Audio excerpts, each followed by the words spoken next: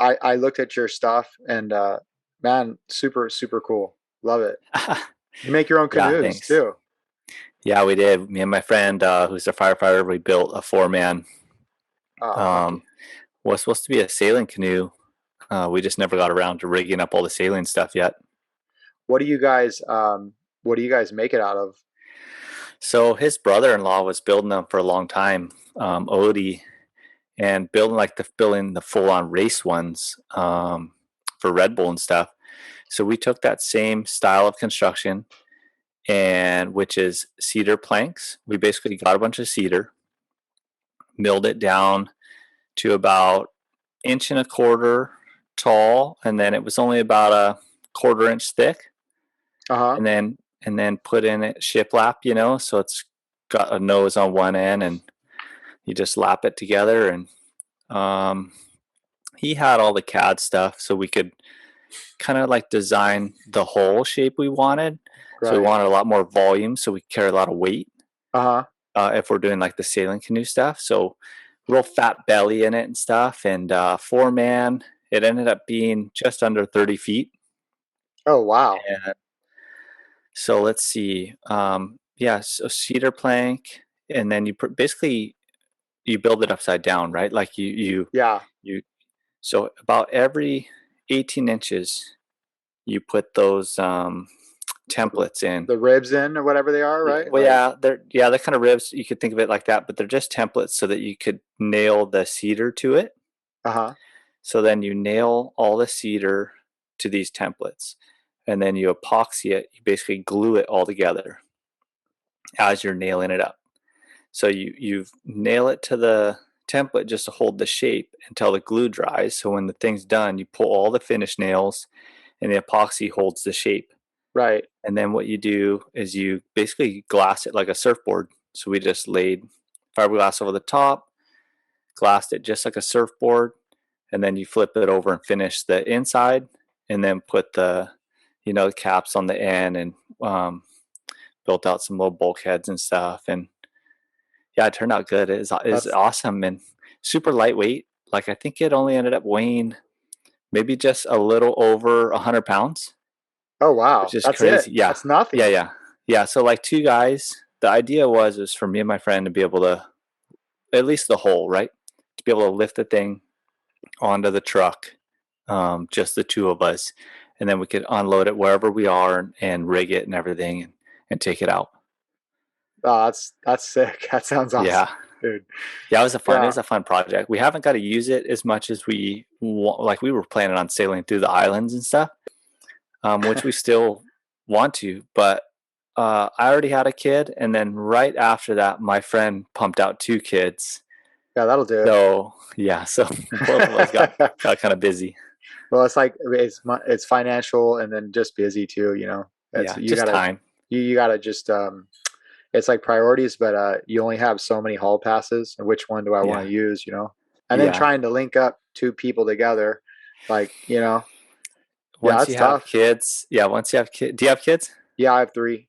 Yeah. Okay, so yeah, you know better than I do. I only have one. So once you have kids, it's so hard to connect with the other friends that have kids. Like you were saying, the timing of it.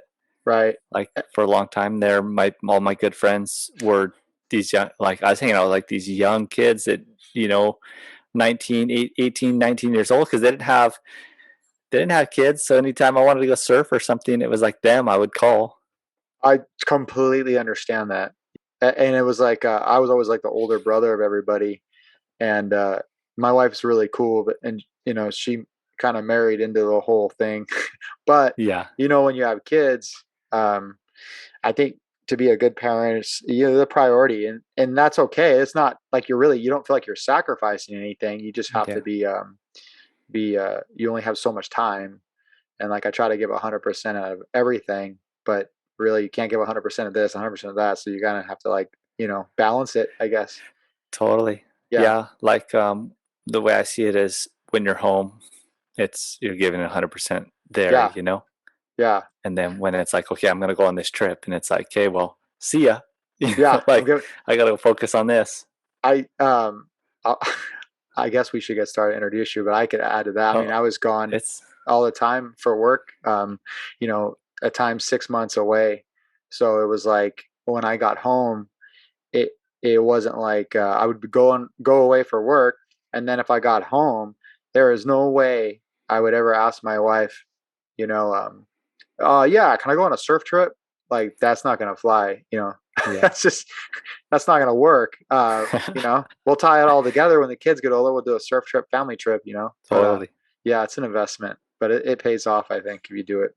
All right, everybody, welcome back to Spearfactor Spearfishing podcast, kind of a waterman podcast too, I guess, but main topic spearfishing. But we have a very special guest here today. He's fairly unique in the sense that, from what I've read, surfing, spearfishing, but art. Um, he's an artist too, and does all kinds of things. A true waterman. His name is Danny Bolton. So, Danny, welcome to the show. Yeah, thank you. Appreciate it. Thanks for having me on. Yeah, it was my pleasure. So we were talking slightly before this about Danny building canoes and how he did it. And I want to kind of follow up with that conversation Yeah. with the canoes. But so you made this 30-foot canoe. It's 100 pounds. Pretty awesome. And is that one of those projects where when you made the canoe, you were like, man, I hope I never have to do that again. Like, I'm glad I Um, did it, but oh wow, that was a lot more work than I thought. yeah, I realize that I only do good for about 6 months and do a project. So anything longer than that, like we built our own house, and it was after I built my house that, and it's not done yet, but it's been 3-4 years now, and I've kind of lost that steam, And I realized I'm only good for about 6 months of just like full on, let's slay this thing. And then after that, I better I may get some more fire to get going again. But if there's a cool project that takes about 6 or less months, and especially if I have someone to do it with that is also fired up, then it's game on.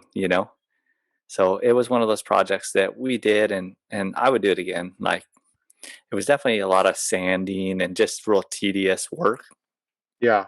Oh but yeah. it was fun. Yeah, it was fun. Yeah, it's would work, you know. Um, Mhm. so just to get started, I guess, a little bit about your background and where you live. I know you live in Hawaii, but Mhm. are you on the main island or the Big Island or the? I'm on the Big Island. Yeah. Okay. Yep. Live on the Big Island. I was born and raised out here. And out of high school, I moved to the mainland for a little bit. I lived up in Gardnerville, Nevada, Oh wow. which is by Lake Tahoe. Yep. So I lived Yeah. up there for 5-6 years and was traveling for work when I was living there. So I traveled all over the U.S. and um, moved back home 2009, and then had my daughter 2010, and realized like that once I had my daughter, it was still kind of like up in the air, right? Like I was going to skip back and forth, but once I had my daughter, it's like, okay, this is where I'm going to set roots down. I loved my childhood here, so Right. I want that for my daughter, and be able to be outside, all the times of the year, and learn how to be in the ocean, and how to get in and out of the water easy, and be comfortable in the water and everything like that. Yeah, it's a life skill. Um, you've seen people, I know because you live in Hawaii, you see people do the opposite and they move there, and what comes second nature to us that we learn, I guess, the hard way, but in a safe way because we're kids, we're pretty flexible Hmm. and pliable. Yeah, People have to figure out when they get older and like, man, how you know all this stuff? It's like, I don't yeah, understand how you don't know all this stuff. But I'm sure if we went, to Minnesota somewhere hunting in the wintertime, there'd be a lot of life lessons there too. Um, yeah. so what did you do for work when you were in Nevada? So I was working so right out of high school here in Hawaii, I started working for these different car companies building these off-road tracks, and then helping out with the on-road stuff too. Like, at first it was just off-road stuff because we were dirt biking and stuff over here, Yeah. and my family has a construction company. So I learned how to run heavy equipment and stuff from a young age. And that's how it got started for me. We were hired to build an off-road course for Volkswagen over here in Hawaii, and then that company does production for a bunch of different automotive manufacturers all over the U.S. So they hired us the next year to go for 6 months on the road for Lexus, and then that kind of kickstarted me into that world. It's like it's kind of hard. They call it just a ride and drive world, where it's basically we do consumer events, where we'd be like a supercross track or like a automotive expo, and build a little course for like for them to show off a car or something, or we'd be training dealers. So I was doing that kind of all over the U.S. At that time. Yeah, it's almost like a circuit, huh? Where it's Yeah, just it's one almost thing like a kind of leads circuit. to the one thing leads to the other, and Yeah. yeah, and it's like feast or famine, I guess. Yeah, it's kind of like when you're in it, you're in it. And when your name is, you know, and everybody, you just finished a project for them. And so it's easy to stay in it. But once you dip out of it, it's hard to get back in. Right. Yeah, you never know where it's going to lead. That job has led me to what I do now is same thing. I still travel for some odd automotive brand stuff, but then I've been training special forces guys, off-road driving and vehicle survive. When we lived in Nevada, we raced off-road stuff. Since it was just me and my cousin at the time, he is working with me, and then we started. We had time, we had free time in between these jobs. No real like families or anything. We didn't start any real families yet, so we're racing, So we Yeah. started off-road racing, and we learned a ton from just building our own truck and then racing it kind of real grassroots style. Yeah. So I've taken some of that knowledge and just some of the knowledge I've realized, like you said earlier, just learning it from being a little kid Right. and, rambling down to the beach and stuff that I guess you just don't realize how lucky you are to learn those things as a kid, and how some people don't have the opportunity. So now we train special forces guys out in the desert. So I fly out for work and do that sometimes. Out by Fallon or at Bishop or where? It's actually out in Utah. It's in Okay. Utah area. Yeah. Yeah. Yeah. I'm a little familiar with that stuff. Also, like growing up in Southern California and dirt biking when I was a kid, Yeah. getting used to it, and then seeing like watching on any Sunday, being a kid growing up, and then like, yeah, seeing the progression of everything, and everybody moved to off road vehicles, and everybody always used to laugh about. I say everybody, my friends back east when I went to college back east.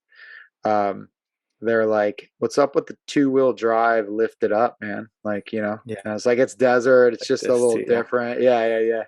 It's a whole different style of racing, and yeah, it's that thing is a whole nother can of worms. So, were you guys doing much of the trucks like racing on the Big Island too? Were you doing it there, or We is it all? started, no, Yeah. we started here in Hawaii, but it was because we visited.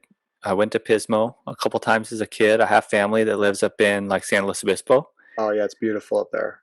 Yep. So I went to Pismo a couple times when I was a kid, and then I have an uncle that lives in Burbank, and he rides. And we went out to Glamis a couple times, like during Thanksgiving, and saw the whole Oh wow. madness. Oh my goodness. Yeah.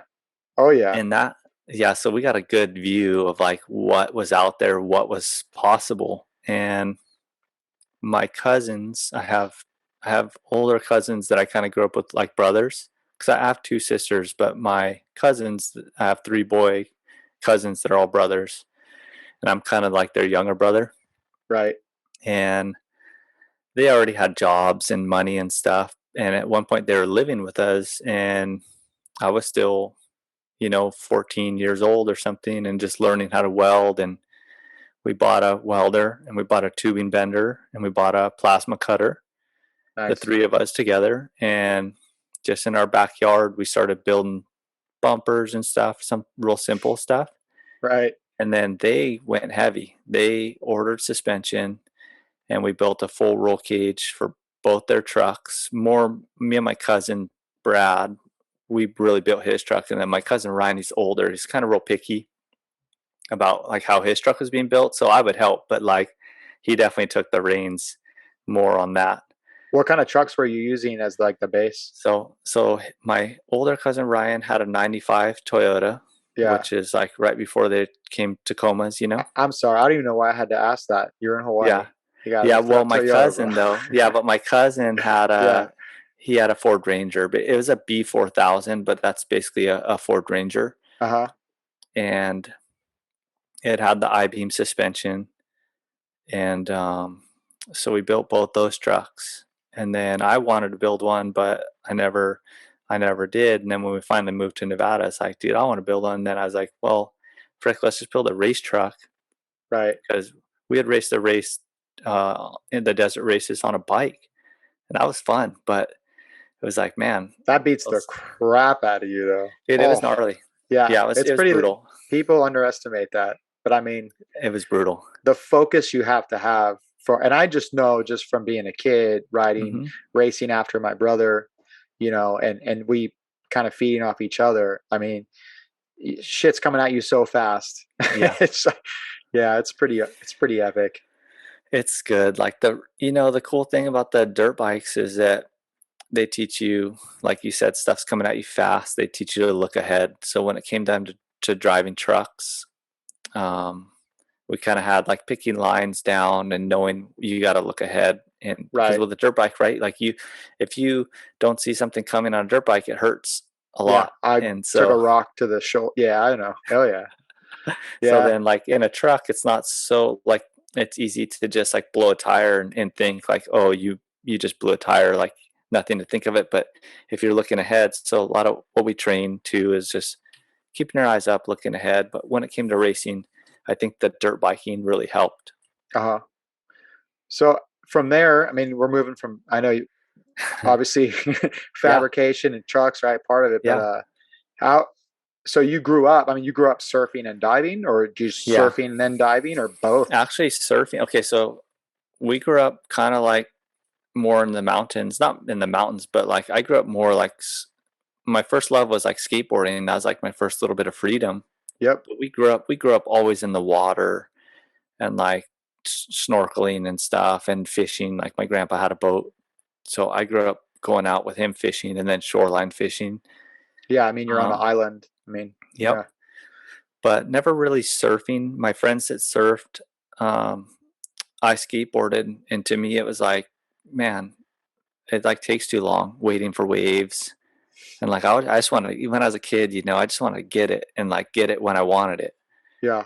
And I didn't have the patience for surfing, and I didn't really appreciate the tranquility and like the peacefulness of it. I just wanted to get after it and get gnarly, and when I moved back to Hawaii, I was like, it's time, dude, and so I surfed a bunch right when I got back, and then it's such a beautiful thing, and to see your friends out there, and then just all the water super clear, you're seeing the fish under you and everything, and then we grew up with a three prong, but it wasn't until I moved back to Hawaii, it's like, okay, I'm gonna get a spear gun, because as a kid, like a spear gun was this cool thing that we didn't have, and they look cool and they're like sick. You could shoot super far, And so then when I got old enough and when I moved back, I was like, dude, I'm gonna get a spear gun and I'm gonna commit to that thing. I'm gonna learn how to use it. I'm gonna shoot some big fish. Yeah. It's funny you mentioned that, because I think people, I guess, assume that you grow up near the coast, that it's immediate like spear gun, right? And then, but I very much like you, where it wasn't till I guess I was 20, 21 maybe, not 21, around that early 20s, where I was like, no, I'm going full into this, like hard. And I had mentioned in my last podcast where I was like, because really, in the grand scheme of things, right, when you're a kid, a pole spear is plenty. It's like this big weapon, right? Like, yeah. And then the other thing is like, what parent is going to be like, yeah, go ahead, unless they dive too. Like, Yeah. really, like, I didn't have, my dad wasn't going to be like, here, take this thing and go do your thing, you know. I mean, I always grew up shooting guns, and I did that with my dad, and he taught Right. me. So it's like he's not going to just because he respects that part of things. Mm-hmm. He's not going to just hand me a spear gun and go ahead, you know. So like you, I mean, when I got older, and I think a lot of people kind of experience too, you get older, it's like, oh, okay, I'm 20 something years old. I'm a man now. I can do pretty much do whatever I want for the first time in my life. Let's Yeah. go. Right. I did it with everything, really. I mean, I think that's kind of normal, but especially with spearfishing, that path. Yeah, I was like, and I see my friends too, and I seen the fish they're shooting, and I was like, ain't no three prong gonna shoot those fish, Right. like. Right. What are you So guys looking? What were you guys getting? just like, some of the bigger stuff is like just shooting my and onos and stuff, and Yeah. I mean, some of my friends have shot some big marlin and some big ahis and stuff too, and big alua and stuff. So Right. yeah, like you grow up with a three prong, you shoot small reef fish, um, like little collays and stuff. It's like a little surgeon fish, and then Yep. mimpachis and stuff like that. And I've always loved like the mimpachis. I liked how they all get underneath the like dark spot in the rocks and stuff, and you kind of just sit there, and they eventually one way close enough, you shoot it, and then you get back down there, and another one will come out, and so I've always liked shooting them. I think that's kind of Um, interesting point though you bring up, and I don't mean to interrupt you, but yeah, no, go ahead. everything like we are talking, I've been talking a lot about social media, and, guilty, but like social media where Hmm. it's like we post all these things. Um, it's like big fish, big fish, and I think when you spend enough time in the ocean, the biggest connection, at least your initial connection, is just those little guys that you learn like are kind of Yeah, unique, and they're every fish, every especially reef fish. I kind of fell back into hunting reef because it was just so much fun to see every one of those little reef fish has their own little habits, and they're all yeah, completely different, but they all have their own little personalities too. And I think they really make you appreciate the connection you have in the water, especially on a reef, because there's so much life around. And some of yeah, them, I guess the ones that you're not looking for, they just kind of come right up to you, yeah, and I think it's like, hey, what are you doing here, kind of thing, because you're not hunting them, so there's nothing, no threat. But I, every species seems like it has its own little unique connection, and then you're talking yeah. like shooting these little guys, and it's like squirrel fish that we call, I'm not sure what you call them in Hawaii. They're the little red guys that hang out under, you look in there. That's what I was talking about, kind of. Yeah, They're yeah, yeah. mimpachis is what we call them, and they Yes, got the big eyes, yes, yeah, yeah, yeah, yeah. and I think they are squirrel fish. Yeah, Yeah, I think they are squirrel, and yeah, those are kind of unique too, because it's like, I mean, you just see them all the time, and it's, I don't know. Some people, I guess, probably won't get what I'm saying, but I just think that's this unique little connection with every species of fish, because they all do yeah, this their own little role. And whether you oh shoot yeah, them or not, it's just like, I know you. You're like friendly neighbor. I know you. yeah, I know you. yeah. And then of course there's the big, you know, tuna, Well, wahoo, all those yeah, but guys. they all have, right, like they same thing. Like if you can learn, you're right. Like every fish has its own personality, Yeah, and every group of fish has like you could stereotype them into thinking that okay, there's that parrotfish. He's probably going to act this certain way because I've been around so many of them, and I've tricked so many of them into coming in. If I just lay right here and I just dust a little bit of sand and I just kind of like keep my head down or something, and or whatever fish it is, once you learn their little personalities, you realize that there's certain little tricks that are going to work for some fish and that aren't going to work for others.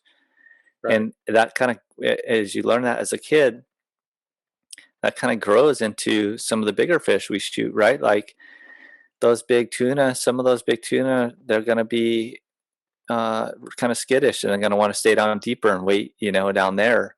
And then you may get a dumb one here and there, and that's like that own fish, that one fish's personality, right? Like that one Right. fish you can see he comes in kind of stupid, and you're like, oh, it's perfect. Like I've been waiting for you. And You if you just got a smart strengthen the one, gene yeah, pool, yeah, Yeah. yeah. Yeah. So, or sometimes you're right, like sometimes there was sharks and they feel a little bit more comfortable with sharks around because maybe it's a little bit of like a feeding frenzy or like they want to get theirs too. So there's all those little secrets that you learn the more time you spend with them, and it is cool. Like the more you learn, and I'm still learning every day. So the more you learn, it's fun to put that to use and to think like, okay, I got this one figured out, and then it actually works out the way you thought. That's Right. like it's rewarding, you know.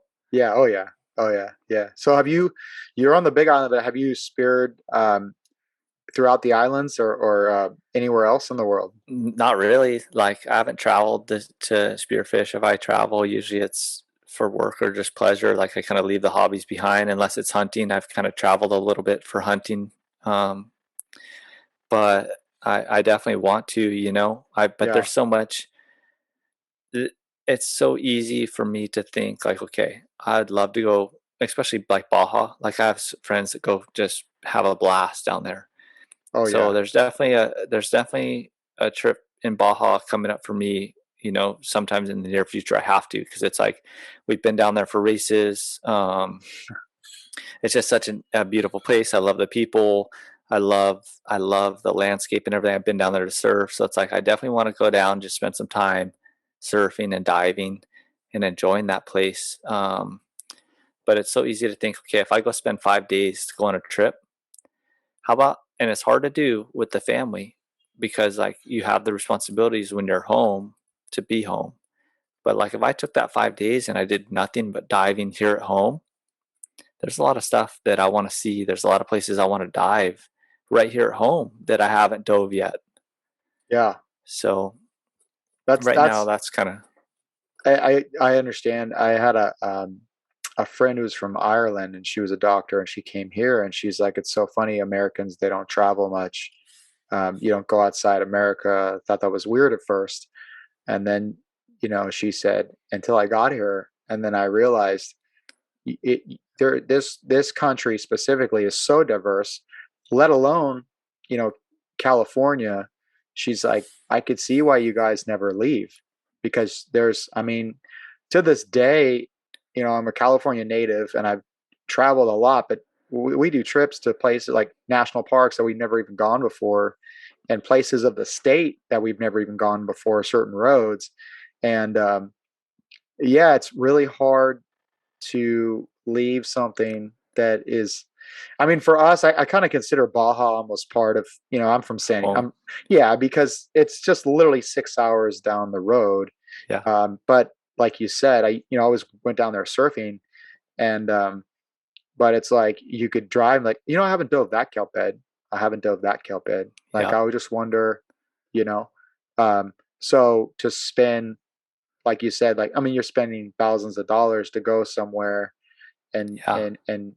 where you got it in your own right backyard. You can, and with your family, it's time and money and value for that. And if you can Yeah. just bounce for 2 or 3 days and go check something out rather than spend 5, 6, 7 days and thousands of dollars to go somewhere, for us it's like a no-brainer. I just Right. stay down local. But there's nothing like diving in your own home and being home, you know. Yeah. It's fun, right? Because it's comfortable. The cool thing, like for traveling, my favorite thing about traveling is especially if you go to like these third world countries and stuff. Yes. Everything's an adventure. You know, it's like, hey, let's go get some dinner, and then like that's an adventure, just going to get some Right. dinner. Yeah, the culture, and you get lost, Yeah, because nobody has addresses like half these places. exactly. Yeah, Yeah, and you so just it's end up fun. meeting like the coolest people in the world. And then, Yeah, yeah, I understand. It's, yeah, I think you can learn, but the like you said, the thing for me about traveling is you learn so much. Like traveling for work was different, but even then, you learn so much about other cultures and things you like and things you don't like. But then, and now if you're diving or even surfing, every environment is so different, and it kind of yeah, just widens out your scope of what you think and what you learn. And I left a lot of yeah, skin on that reef. Maybe I shouldn't have done that. Coral reef? No, that's a coral reef. That's shallow. I mean, like, yeah, oh, I thought that was shallow. No, no, no, this is shallow. Or yeah. Yeah, that was hollow or whatever, or that was a that fish responds this way at my home, but here it responds, totally Different. different. It doesn't work. Flashers don't work, but at home flash, you know what I mean? Yeah. Yeah. And then meeting really cool people and growing That's your the best network. probably. It's the Right? best. Yeah, it's the best.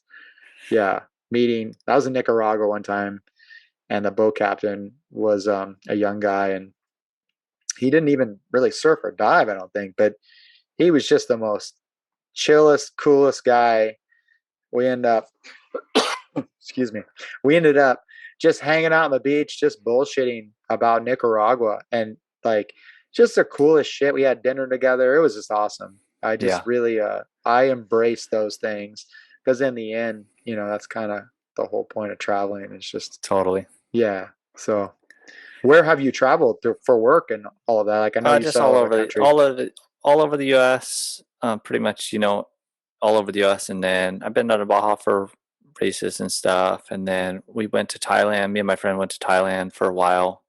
Uh, when I was younger, and we messed around there. It's a blast, dude. And then been to Japan, and that's about it, really. Up to Canada a little bit, but Yeah. nothing. There's definitely a lot of this world that I need to see. Yeah, it's tough. I mean, I understand. Yeah, Yeah, funny thing about Thailand is, from what I've heard from my married friends, single friends, whatever kind of party you're looking for, whatever you're looking for in Thailand, you can have the absolute best family vacation. yeah, Incredible. If yeah, you're a single dude and you want to go party, you can have the yeah. absolute, like, whatever it is, whatever end of the spectrum. Thailand has it hmm all. Yeah, And so we went there. Like me and my friend. My friend was going there, and I think I was 17 and he was 18. He was gonna go, and his friend backed out. He was gonna go with this other friend. So he calls me and he goes, "Hey, we were just talking. We went to high school together, but he ended up going to Oregon for college. So then he's like, hey, I'm gonna go to Thailand. I was like, frick, let me look at tickets. I'll go with you. So I was like, okay, I'm gonna go for a month. I'm like, dude, I'm in. So I found tickets relatively cheap, and I knew he had told me it was gonna be cheap to go there. So we went, and like, yeah, you're right. Like, there's every party. There's like all these strip clubs, and then like there's all the girls and stuff. But like at that time, I wasn't into that. We were into just like doing like adventure stuff. yep. So like we rented these mopeds and we rode all over. We ended up, the tuk tuks they have, which is like the three-wheeled carts. Uh-huh. We ended up like always talking to those guys who ride those because they have them all souped up. We ended up paying these two guys to race them. Like I got in one, my friend got in the other one, and we're like, hey, first one back to the hotel is gonna get like, it was only like $10 American, but to them it is like quite a bit of money. Dude, that was the sketchiest thing you've ever done. Like I'm sitting in the back and we're like sliding around corners and stuff, almost hitting dogs, racing through the streets, like going, head on with other cars. And what, like you said, whatever you want is there, and there's some epic, islands and stuff to go. Yes. All kinds of different reef, all kinds of different fish that I'd never seen before. Um, so it was a fun trip, dude. We had a blast. I think that's the thing that makes you appreciate even your home even more. But there's nothing more insane than some of the shit you see when you travel and you're like, wow, there's no attorneys here. Nobody's suing Yeah. anybody. No. Like, we used to do it over in the Middle East. The delivery guys, the guys that would deliver food, they had, like most, they have mopeds, with but the places, some of the places we were, and they're driving. I'm like, you got to be a friggin' stunt devil to do that. Yeah. And dudes were like, and they knew that the Americans would tip where other people wouldn't tip. So when they would get a call to deliver something to us, they're like racing. I mean, they're going for it. And then, they show up and we tip them and then invite them in to have a beer or something just Yeah. because they're like, well, we don't drink. We're like, okay, we'll just want to come and hang out. And then eventually, whatever. But yeah, just super amazing to see that shit because I love it. I see on your Yeah. thing, you talk about animal mindset on your Oh yeah. Instagram. That's Yeah. part of the stuff I think I love about that is like just the go, like, um, Yeah. and I think that kind of goes along with racing, but also like people that are adventurous and divers and surfers, like there's a part of you that's just like, go. I think if you do it enough, you realize that the best times, the when you're performing your best, is when you're giving into that animal, like spearfishing, hunting, surfing, whatever. Um, and so yeah, like my brother-in-law started calling me Boar Man because I hunt pigs and stuff, and then it turned into this thing, and I started like kind of tapping into it, like, okay, what is this like like this animal mindset, like awaken the animal within. And because I've always had that, like, everybody has it in them, like just to have that grit inside you to do something that you didn't think you'd be able to do. And so now I'm like trying to embrace it, and it's also a fine balance of living in this modern world, because people like to romanticize what it's like to go live how it used to be. Even me, right? Like I have a little bit of Native American blood in me, so I like think, how cool would it be to be living in teepees still and have no responsibilities but to go hunt food and protect my tribe, But that's not reality. Reality is that we have computers, and I need to know how to use them, and we have social media, and I have, car insurance payments and cell phone payment, all this, it's a modern world. So like, how do we still tap into that animal mindset, but also how do we, like live in this modern world, being those gnarly people, like being a Right. barbarian in the modern world and not be too out there, and because it's easy to, then you don't connect with people. Like I want to be able to connect with everybody, Yeah. even if you don't, if you live in a city and you don't live that lifestyle and you're some vegan, when I sit down and talk to you, and I've talked to vegans, I've talked to vegetarians, once they get to know you, they realize you're not some crazy killer. You're Right. not this like bloodthirsty, crazy person. Um, but there is a little bit of that crazy person that has to come out to be able to do some of that stuff. Yeah. It's like There's nothing it's like wrong with that. a primitive. You know, I say this too. Like, you're trying to exist in a modern world where you feel like you're a Neanderthal in a lot of ways. And like you said, we do romanticize about it, but then you think like, Yeah, how hard that shit is, like that life is. That's dude. tough. Like that's nothing to Freezing balls in a teepee. Yeah, and I always say with a lot of people that like, oh, vegans or whatever it is, and it's like that's great when you gotta realize you gotta work and get your own food and make your own food. If you really want to do it like off the grid, right? That's a Yeah. job. That's your only job in itself. It's called Mm-hmm. survival. Like I'd rather kind of thrive, but um, that doesn't mean that we all have this primitive mindset. Like, Yeah. in Native Americans, it's like they had the warriors. Everybody had a role. Certain people were designated like warrior class, and I call them the hunters and the gatherers in my house. Mm-hmm. And I go, yeah, he's a gatherer. It's like, and my wife's like, you're such a meathead. I'm like, Yeah. he's a gatherer, babe. Yeah. Like, Let him pick the berries. yeah, well, I'll go get the food. But I mean, I just say it joking, but it's Yeah. true though. Like, there's always part of that. So it's like in the military, it's like the guys. I mean, because you work with them, it's like the guys that you know break in case of war. Everybody wants you to be this officer and a gentleman, but like the gentleman part was always the hard part because you know in the end, the truest thing of what we do, like in the army, is like I always had this weird thing about it was like officer and gentleman. Yeah, I could be a gentleman. I get it. Like obviously, yes, officer and Mm-hmm. gentleman. But in the end, when you break it down, what is our job? Our job is to kill. Like, Yeah. let's not bullshit anything. Like you said, romance it. That's our Mm-hmm. job. So you can like officer and gentleman, sure. But in the end, you're gonna want me or whoever or Right. anybody to have that other side of them. Now, Mm-hmm. where does that fit in modern society? That's the key. That's the That's where hard I think part. a lot of people have a hard time switching one off and coming home and doing the other thing. And like I've seen that a lot. And it's also hard just in general, like what you're talking about. I've noticed it being in my civilian job, like being on a ship and you go out to sea And it's like I swamped it something, and some of you guys that are listening spend a lot of time at sea, but it's like something about being disconnected. And I'm sure it's the same way. I heard Shane Dorian talk about it. I don't know if you know Shane, Mm-hmm. but talk about it just when he goes on a 10-day hunt or whatever it is out, just to totally disconnect. Yeah. You disconnect, and on a ship, I can speak from it. Like then you come back, you disconnect, you come back. Like you can tell every time we got off the boat, everybody just go in their rooms and hide and Mm-hmm. just like disconnect. Whoa, try to like assimilate back into society. And it's the weirdest thing. Um, and then 6 hours later, it'll be a knock on your door. Hey, you want to go to dinner? Okay, Yeah. that's cool. But it was like this is weird, but it's almost like you kind of need that to center yourself sometimes. Yeah.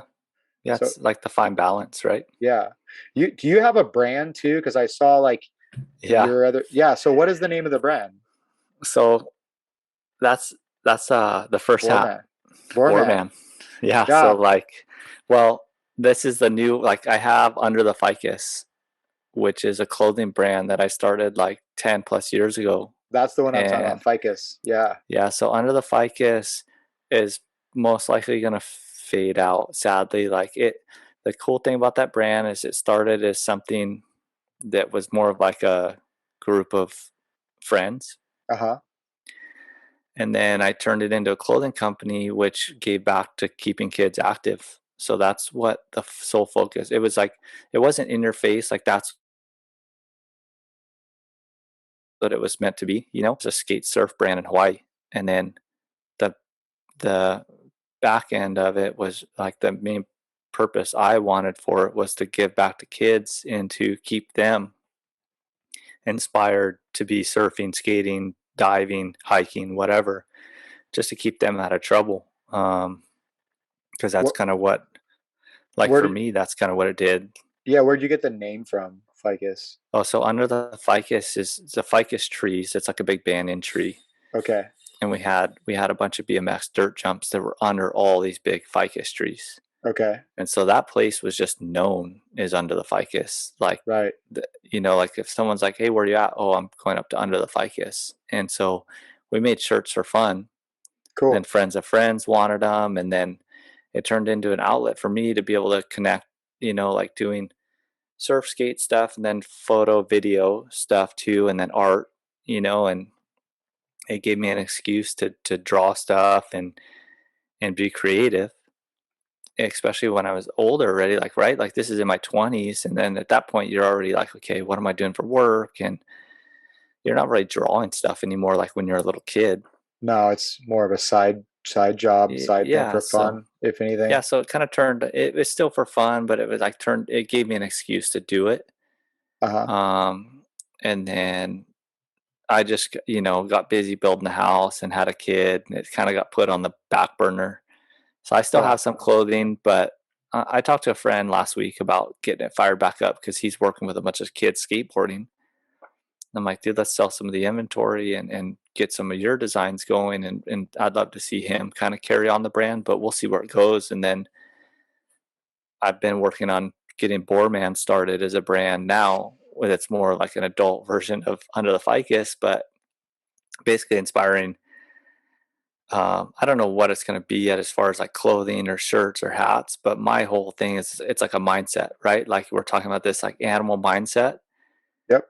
How do we inspire people to tap into that? Whether it's just working out, whether it's going surfing or hunting or diving, but we all need to tap into it, because if you don't tap into it, your mental health is not going to be what it could be. Maybe you're doing okay. Maybe you're living in a city and you think you're doing all right and you're not very depressed or anything. But I guarantee you, you go out, get an early workout in or go for a good run, or you get into one of these sports, whether it be hunting or diving, you start like think about diving, dude. How good do you feel after diving? Yeah. Um, I'm more of in a if we, rush to get home. Uh yeah, from oh damn, I was gone like longer than I thought. But yeah, no, dude, you're that's the right. worst. I've gotten in big trouble for that. Yeah, oh yeah. I think everybody has, right? Like and then you Like, get oh, okay, home and you got the fish, and I'm like, I think I'm gonna just put those on ice. I'll clean those tomorrow. Like, yeah, that's yeah. probably best. Yeah. I think um, you bring up a really good point though, because I mean, this isn't like a political show at all, but what you're talking about, the mindset part of it is that, there's a movement where it's like, I think that kind of wildness, that craziness should be encouraged, like teaching kids to play at the elementary school here, they won't even they're not allowed to play tag. They're not allowed to touch anybody. I was Yeah. like, well, like animals learn through rough play. Like Hmm. I know that from training animals, like and just in general. I mean, everybody learns a certain way, but also we are still an animal. We still Oh have yeah. how can you be truly fulfilled if you're not? I mean, it's like that in Jurassic Park where it was like T-Rex wants to hunt. He doesn't want to be fed. And it's like as much as you say, oh, you're primitive meathead, there Hmm. is something genetically inside of us that has that. You may not even know it's there until the first time you do that, and you're gonna fucking lighten up. I still Yeah. remember this day, and you hunt boar. I Hmm. hunted boar for the first time in Guam. When I drew back, and I've shot a lot of fish, I've shot rabbits and stuff like that, Hmm. but there was something about drawing back on a bow on a boar, and when you know, other things like done other things as well, but like when you're hunting for food, and he I was waiting for him to take a step, and his nose went up and he left. But when I drew back down, I was shaking, and I was like, I've Yeah. been in a lot of shit before, and done a lot of things, but I was like, there's something about the drive to kill for food, and then there's nothing personal, there's no anger, there's a different emotion Yeah. than, but like there's something that just tapped into that, and it was like, holy crap, like wow, I just learned something about myself too. Like something about Yeah. a land animal. It was incredible. I That's was awesome. shaking. It was so sick. I mean, I've toad surfed, I've done all this stuff. Like, dude, Yeah. that was just like another thing.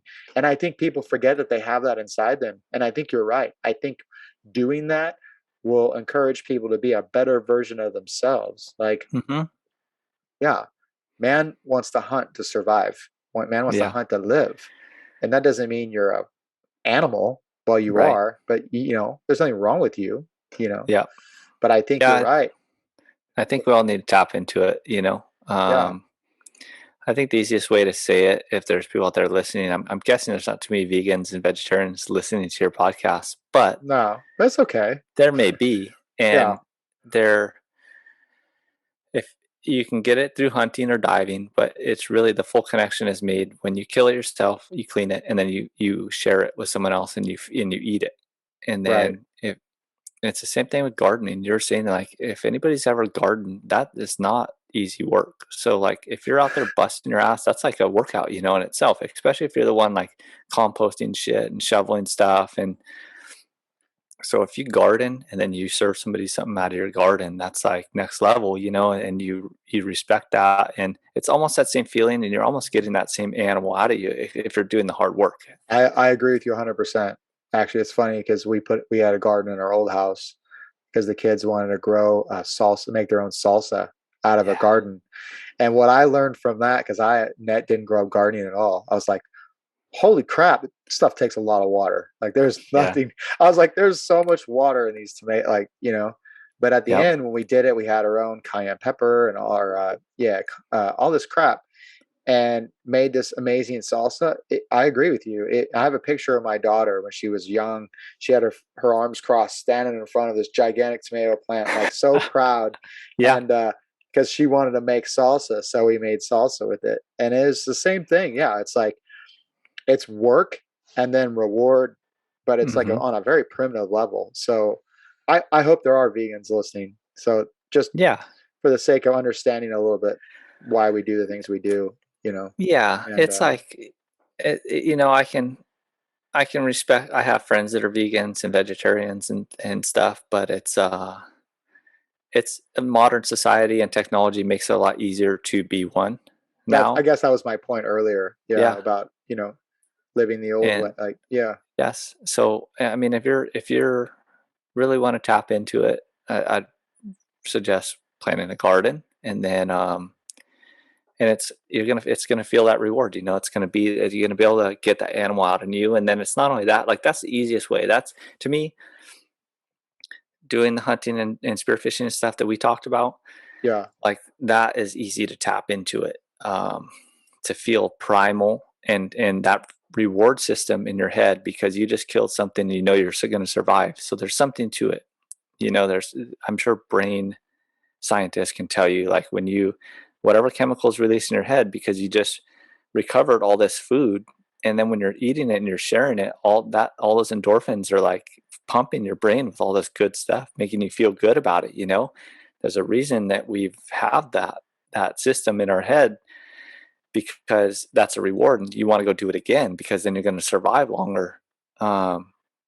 But then, so that's easy because you're hunting something, you're eating it, and then, but just like working out and stuff too, or just tapping into getting that energy out.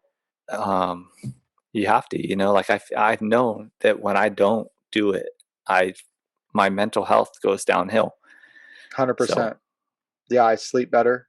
My mhm, wife tells me, because I currently struggle with not working out. Like, no, I just got back into it more, but as you get older, it becomes more and more important, because you see it gets more and more drastic when you don't, not just yeah, physically but mentally.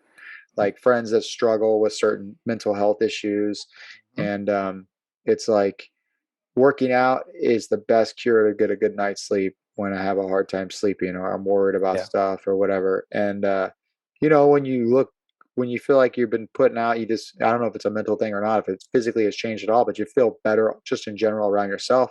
And you feel it's like a dog. You think about a dog, if you don't yeah, run your dog, he goes crazy and starts being destructive. yeah, It's like no difference for a human. Um, yeah, and it helps everything. It helps your relationship. yeah. Uh, so, um, going back to the spearing part of it, the actual Mhm. active spearing, where are you at on the Big Island? What are you in Kona? Or you said you're up in the mountains, right? In Kona, yeah, I'm in Kona. Yeah. Where do you? Yeah, I'm just like, I mean, I'm 15 minutes from town. Yeah. Okay. I It's know. it's close. Yeah, I was born and raised Yeah. right here, like pretty much right in Kona, and then like we have a coffee farm too, so like I could go up in Hololoa, and Uh huh. that's where we'd go ride dirt bikes and stuff. But that's only 20 minutes from the beach, Okay. So Yeah. I went good. to the Big Island for a few days a couple years ago, and checked out the whole lava tubes, the whole touristy stuff Oh with the yeah, family. Yeah. Yeah, yeah, it was pretty amazing.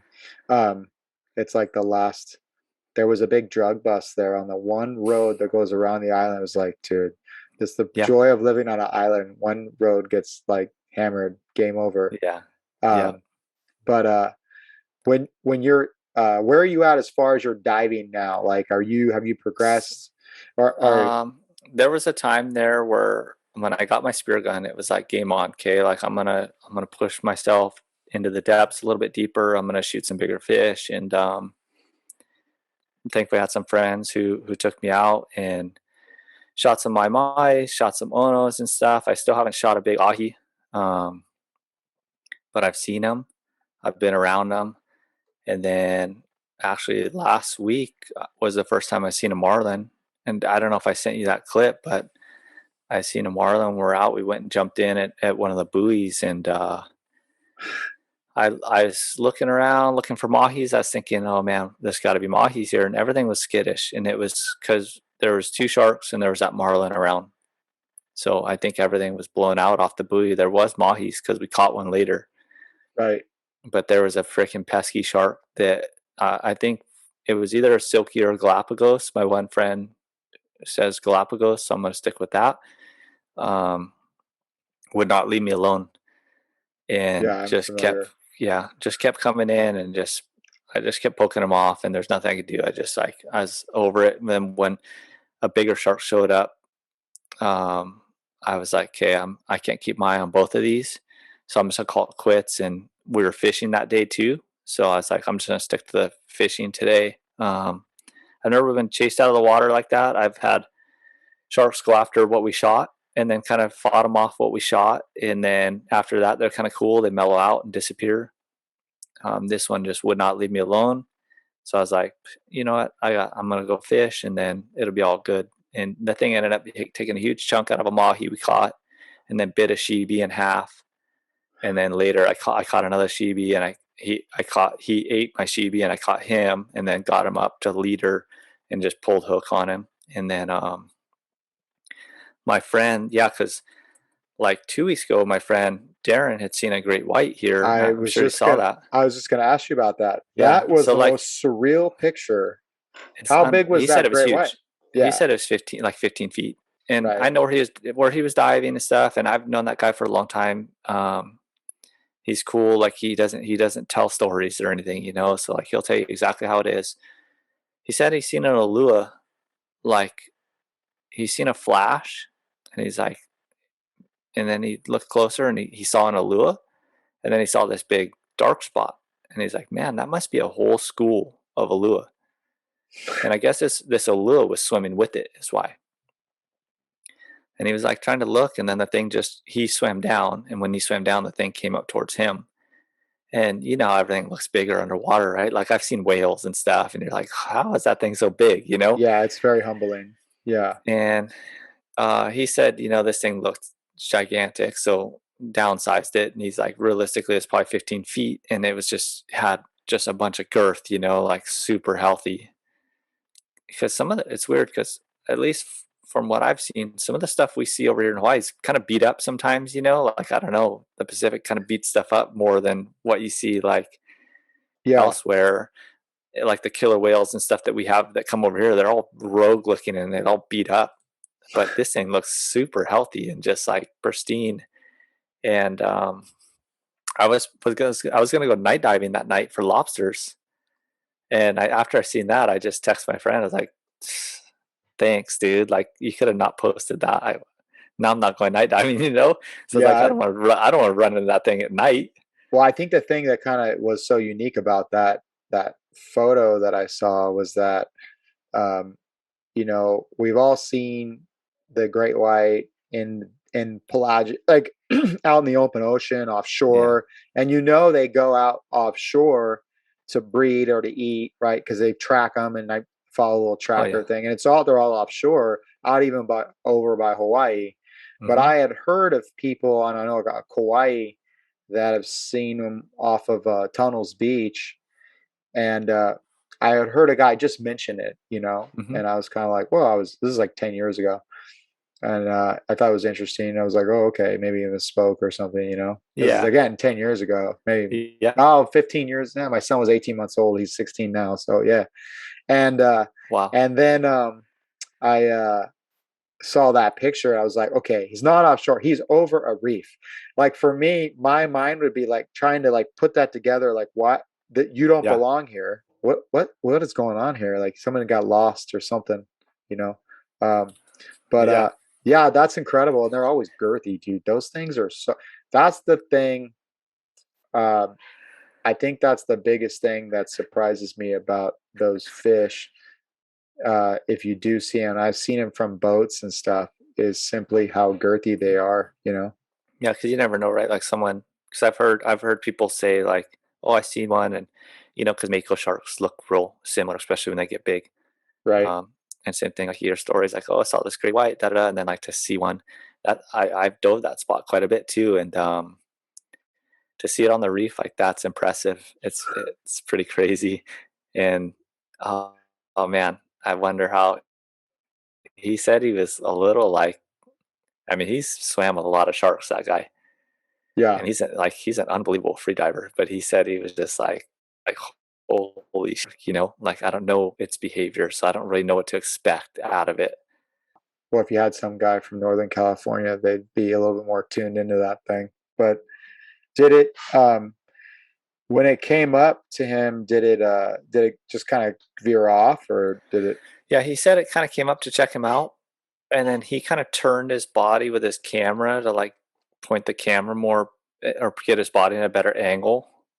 And when he did that, it spooked and it kind of just swam off, and that was it. And then like yeah, so the thing just swam off, and then I don't know if you heard like 2 days ago, someone got attacked here. Actually, this guy that I know.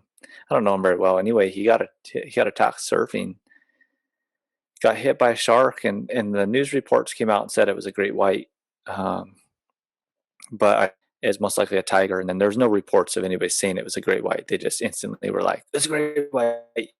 I guess he got. Um, I just heard I just heard the reports from like the firefighters that like he got hit by this thing and it maybe broke his arm, like cut it, broke his arm and knocked some teeth out.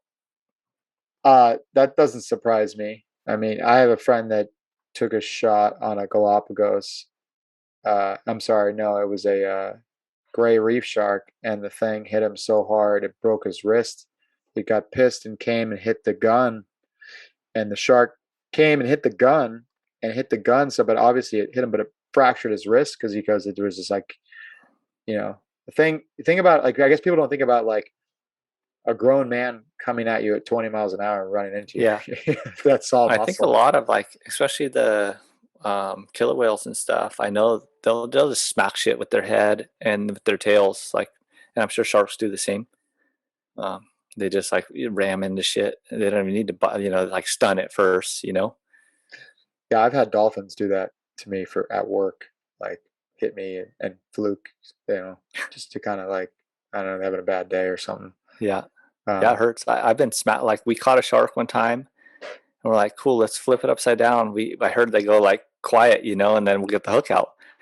So we catch the shark, we flip it upside down, we're trying to get the hook out, and the thing comes alive and like goes to swim away, and he just like smacks my buddy with his tail, like this big old like red mark. It said like got punched in the arm big time. yeah, I had heard it. They can um, break your leg, if you get it on deck, if you get them, they're going crazy. I'd heard that. I don't know. I was a kid when we used to go shark fishing. We don't do it anymore, but Mm-hmm. yeah. So, um, what what do you have in mind like for the future now? Like for you, For obviously your brand. I mean, yeah, so it's funny. Now that I'm doing this, my driving stuff has kind of turned into doing the special forces stuff. That's a little bit more fulfilling because I'm not just doing it for anybody. It's not right. just some Joe Schmo. So that's a cool thing I got going on. It's not that full time. I do it. Whenever Um, there's training courses, yeah, sometimes it's just 1 week a month. Um, and you're doing that instead in Utah. I guess we could tap into yeah, that a little bit. You're doing that in Utah. Is that for the yeah. Army or for the It's obviously? all types. Okay. Like we do some Marines, some Navy SEAL stuff. We Is do it the Air defensive Force. driving course or is for the That's more like just driving off off road? road. Like how like Yeah. when they get deployed, most of those roads aren't paved. Yeah. Oh yeah. And Yeah. so, okay, so how to drive in a convoy, how to make sure, some of those rough roads you're not breaking down, so you're not having to deal with breakdowns. And then if you do break down, if it's something simple, how to fix it. Like most of the time they're not going to need to, but you never know when they're in a situation and they break just a U joint or something, or So you guys actually something. do like repair Yeah, so if something stuff like that. breaks, they fix it. Like we step back and we point them in the right direction, give them tools, spare parts, or we'll even go as far as making trail repairs with we'll weld if we have to. We'll get the car batteries out. We carry a few sticks of welding rod, and we'll teach them how to weld with batteries, or hose clamp something or vice grip something, whatever we need to get it fixed, and just keep their mind in a keep their imagination open to what they can get away with. That's so it's funny. That's a good point you mentioned because we talk about. I have a friend, and where he was asking me, he's not in the military, and he's asking me about like I don't get it. Like all of our special ops friends, they just seem so normal, and I, Hmm. I kind of made a joke about it. I go, yeah, they're normal because they can think, like they're able to like be creative and think outside the Yeah. box, and then yet and there's all these articles written about the type of people that do those things, but the biggest thing is being creative and thinking outside the Hmm. box. The unorthodox unconventional warfare is by definition kind of like that. So what I think the thing for that what people don't realize is that when you're in those smaller units, you have a lot of support when you're back at your talk or your yeah, your jock, whatever you call it, but your joint operations command. But you when you're there, but when you're out patrolling, when it matters, and you do those things, really, it's just you and your crew. Like for me, because Yeah. I do the same thing. I was actually embedded with the forces, but now I do a lot of the instruction and on underwater vehicles, underwater drones, and I we break them, we purposely break them, we make them do the same kind of stuff that you're talking about to get Hmm. them to think about understanding the process and all of that. But I remember being on the boats with the guys, and it was like funny because when everything broke or something happened, some of the guys just turn and look at you, and you're like, Yeah. this is what we gotta go, bro. We gotta Yeah. teach you, because this is like driving a boat is part of it. Um, operating a boat is part. What happens, understanding this whole system of getting us Hmm. from point A to point B is all part of this. And that's when we had to go through a reef pass one time. Some of the guys were scared about it, because it was pretty gnarly. And we had to go through a reef pass one time. I was like, boys, it's really easy. Like, um, let me show you. And this wasn't even like really part of my job. It's just because I grew up, like you said, on the water. It's Right. like, it's no problem. I was like, you see the local fishermen just going back and forth? I'm like, we got this, dude. We're good. Yeah. And so just teaching those little skills, but the ability to learn and be creative and all that stuff like that. I think that's what makes those guys so unique in their own way. And a lot of them grew up the way that we grew up or out in the country. So they Yeah. bring those skill sets. I mean, I've learned a lot from some of those guys too. Like Hmm. they bring their own skill sets. And sometimes, they're like, oh, you got to do this and that. I'm like, I never thought about that. Yeah. Yeah. Uh, it's a good opportunity to work with those guys and girls. Yeah. Pretty cool. That's cool, Yeah. man. Um, Yeah. So that's been good. And then I think I'm gonna probably I'm starting up that Boreman brand. I don't know exactly what it is yet, but I'm hoping to be able to do some more hunting and spearfishing stuff is a big part of it. And right. it's just a lifestyle, it's a lifestyle we already live. Um, and it's just trying to figure out a way to do what we love for a living, like it's That's such the a tough key. thing. It's just Yeah. it's a key, and it's like I've worked some pretty shitty jobs in my life, and it's cool. Like I don't mind it, especially if I have people I like working with. Me and you could probably dig trenches together every day and laugh and come Right. home happy. Like, I get it. but Yeah. but to truly like be able to do some of the things that I'm passionate about, that's really what I'm trying to move towards. And the off-road driving is part of that. And then how do I, whether I take people fishing and spearfishing, I don't really necessarily want to do like guiding and stuff, just because you end up guiding every Joe Schmo, and Yep. but maybe some select few or just friends and stuff, but then start a brand that somehow carries its own weight and can you know be able to afford doing what I love doing and make a living at it. So it's kind of what I'm really trying to piece together here in these next couple, probably this next year. I'm really trying to make that happen. Yeah. Most of your boar hunting, is that on the Big Island, or do Yep. you travel throughout the islands? Or Nah, I just hunt. Like if I'm gonna hunt in Hawaii, I'll go. The only thing I'll leave this island for is to go hunt axis deer because we yeah, don't on have axis Lanai, deer. right? Is it Yeah, Lanai? I usually go to Maui, but I'm hoping to make it out to Lanai, Maui, Lanai, or Molokai. They all have them. Okay.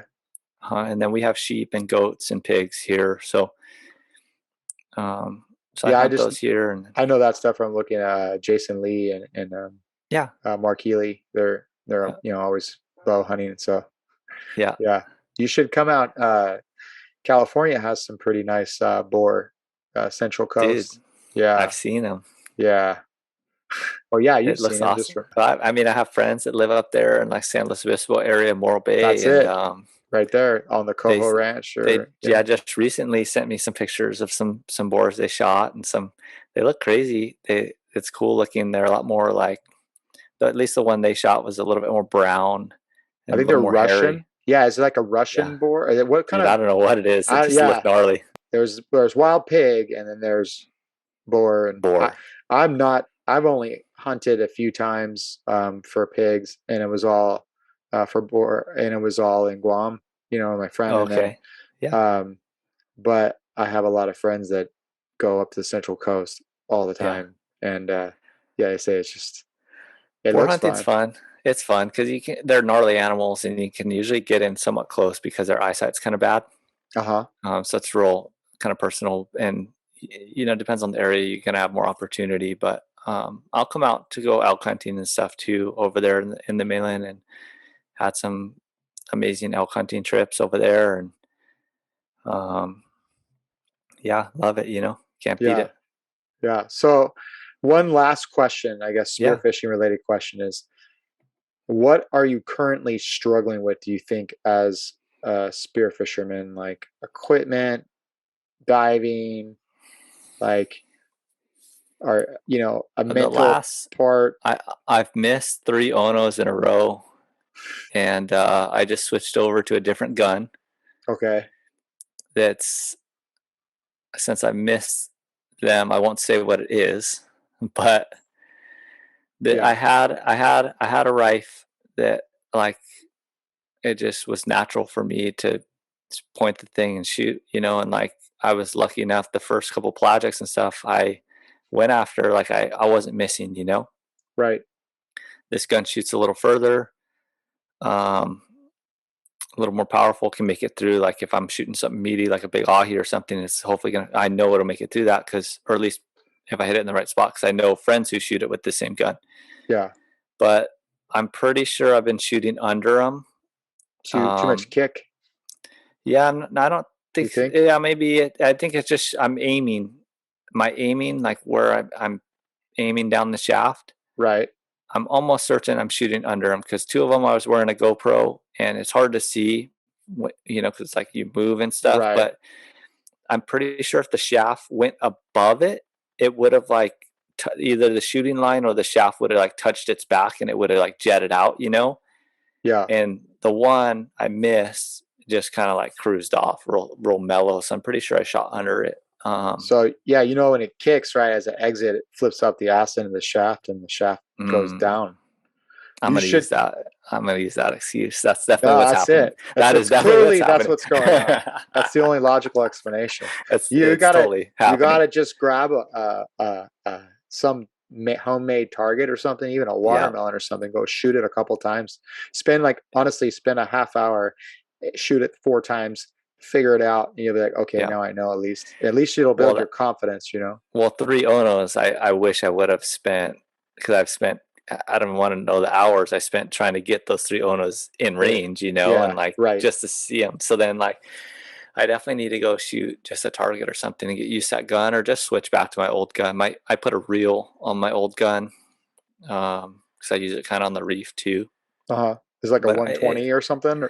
no, it's a 140, and I would just Oh shoot, wow. like I'd shoot mahis and onos, and then I'd go shoot stuff on the reef too. Like I just Yep. muscle it around on the reef, and I can kind of shoot it like a 3 prong. Like I don't really need to aim it too much, like right down the shaft. Yep. Some of the smaller fish, I can kind of just like look at them and shoot, so I don't Yep. have to have it like all stretched out. Yeah. Yeah. But and then I put a reel on that gun, so it's a little bit easier to maneuver. I Manage. don't got this big float line or anything. Um, but it's fun. Like, and then I just need consistency. Like, the breath hold comes and goes if I'm not consistent, and the depths come and go if I'm not consistent. But when I'm consistent, if I could dive like 2 times a week for like 2 weeks. So if I get 4 dives in a week, I feel like I can get back to like my baseline. And Yeah. then from there, if I can keep that like 2 dives a week, then I feel like that's just enough to be progressing a little bit. If I could dive more than that, I think I progress more. But the times where I've been able to dive twice a week, I feel like that's when I start to progress and I build my Right. baseline up. Yeah, there's a lot of dry training you can do too that takes like minutes, not even breath holding, just like stretches and stuff to help with that. You know how you feel so tight after you like get out of the water and you dive down and you're like, man, everything just feels like constricting and like this Yeah. is stupid. I don't know why I can't relax, whatever. A lot of that is just your body's not as pliable as it was with the diving regularly and the pressure. Yeah, target practice, man, is the best. Target practice. Yeah, just especially with a new gun, just to know Yeah. that the gun's working right, Yeah. and the setup's right. You had mentioned something. I'm trying to remember what you said, and I wanted to Hmm. talk on it. I can't remember. Too many concussions, I guess. No. Dude, the concussions. Let's not I'm get into that. laughing That's a because whole it's nother true, bro. conversation, dude. Yes. Yeah. Oh yeah. That's a whole nother Yeah. conversation. You could talk to my wife about that. Yeah. Yeah, I've kind of just accepted it for what it is, like this is our life now. Right. Like my memory's not as good and maybe I have some mood swings, I don't know, but like it is what it is. So I accept it for what it is Yeah. and I mmove forward. So one thing I it's so funny. We kind of talking all over the place, but I don't really give a shit. So Yeah. it's the show. It's this Yeah. bullshit. Well, One of that's the me. things with Uh, yeah, go ahead. yeah. No, I'm just like, I'm Concussions, all over the place anyway. squirrel. Oh yeah. Yeah. And the thing with the concussions that's funny is I got went to this pretty extensive test to talk about it because it kind of started hitting me in my when I turned 40. My Mm, wife's like, it's been a problem for a while. I've had a lot through boxing and football and stuff, but hmm. and skateboarding. Yeah. Dude. Yeah. And uh, what I found was the test is the guy was like, no, you're doing pretty good cognitively. The problem is you get fatigued so easily. Mm, And the other side of that is because you have so many concussions, getting sleep, getting at least 6 hours of sleep, at least, preferably 8, is the key. Otherwise, it's like you're essentially walking around hungover. And then mm, that has an issue with the mood swings you're talking about. Like you said, the mental health thing is really hmm. huge. And I got a lot of friends who've been blown up and they have the same thing. And Yeah, yeah, it's gnarly. But you got to take care of yourself. Otherwise it bites you right in the ass. So you don't even see it coming. totally. Yeah. Yeah. Anyways. I think the mental health thing, like there's a fine line there. Like a lot of people I see like to use it as an excuse now. And Right. and so like that's what I was saying. Like we have issues. Like me, you, everybody's Yeah. got issues. But I've learned to just accept it for what it is and try do my best to do the things that are gonna keep me the healthiest. Uh-huh. And then that's it. If I'm having a bad day, I'm having a bad day. It is what it is. Maybe tomorrow's gonna be better. So like that's Yeah. one thing I try to tell other people too is like, it's not an excuse. You can't use your concussions as an excuse. I'm not saying you are, but like No, no, other I people, know. Yeah. and so it's Oh, like I've heard it all. this Yeah. this is our life now. So Yeah. we just take it as it is and let's go. Let's get after it. Yeah. One thing some people that follow me on Instagram, that I was posting a lot this training called the Awakenings trainings. And it's so funny because growing up, people that know me, I had like a really kind of a interesting childhood, I'll say that. And there was a lot of shit to be rageful about. There's a lot like everybody, right? I mean, on Hmm. honest, the more, especially when I coach the kids at football, the more shit you see, the more you realize, man, there's the vast majority of people have shit to be legitimately angry about, or have problems, right? Real Hmm. problems. And now I went to this training. My friend that I've interviewed before on the show, he's like a world class waterman, and he called me and he's like, "Look, you trust me?" I was like, "I trust you." He's like, "All right, just trust me. Just come do this thing." So I did the thing with him, and it's a week long and all that. But I learned so much about myself and processing all that shit that you never processed when you were younger. But what it did was it allowed me to separate. Okay, what's the concussion emotion, like where you're tripping out or like, you feel fatigued, and what's the bullshit that you're dealing with when you're a child and all the other Hmm. bullshit, right? And that was the big thing because when you combine those two things, it allows you to make excuses for one or the other. And Yeah. like I think, I'm always trying to push myself to get better as a human, as a dad, and try to be a better person because life is sure better when you're feeling good. Yeah. But Totally. the one thing I'll say about the training, and I posted it not to promote my friend's brand or any of this stuff, even though I probably would anyways, but um, I legitimately think that it helped me recognize when those concussion symptoms were occurring and how to remedy Mhm. those things. And it also compartmentalized, got rid of the bullshit that, you know, so it basically dialed everything down to go, okay, this is specifically the concussion. I'm just dealing with the concussion shit now. This is great. I can fucking deal with this. Yeah. Like I know what I got to do, and I recognize it. And I tell everybody, the thing with concussions, and we're kind of getting on a tangent, but I don't really care. Yeah. So, Who cares? the thing with the concussions that's gnarly is, uh, you don't know you're fucked up because your central processing brain is fucked up. So how are you going to know when you're in it? Everything feels so right. The emotion feels right. Everything feels right, but everybody else decides like, no, Dad, you're kind of overreacting, or you're fucked up, or whatever it is. Yeah. Like, and you're like, no, but this is real. Like my brain, I'm Yeah. mad, you know. And man, I in my early 20s, right after my pretty good head injury I had, and then later on, what I noticed for me later on was in my 40s was the memory ass problem. Like I may probably told the story before, but I went to jiu-jitsu one day and I was training, and then I was sitting around for like an hour, and I was waiting for my wife to come get me because I was like, nah, she dropped me off or whatever. And I called her, I was like, hey, you coming back to get me? And she's like, no, you drove yourself there. You don't remember that? And I was like waiting for like a fucking hour. Yeah. But I was Whoops. fatigued. But I was fatigued from training Yeah. hard, and the Yeah. fatigue, that's when you see a lot of symptoms. Mm-hmm. So it was like more important, I was like, oh, okay. She's like, you got to get your head looked at. And then, I guess the mental illness part of it, I had two friends die last week, and or 1 week before from suicide. Another guy I knew. Sorry to hear that. Yeah, it's tough.